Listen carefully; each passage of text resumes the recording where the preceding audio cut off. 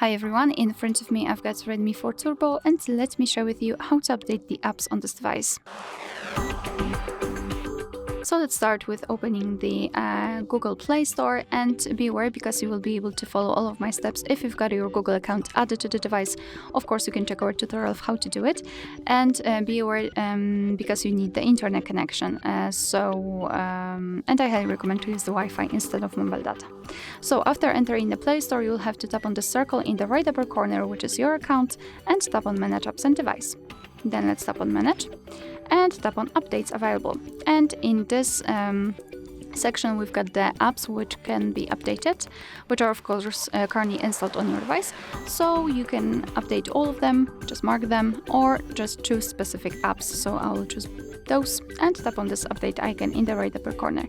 And now your device will download the updates, and after that they will be successfully installed and automatically updated.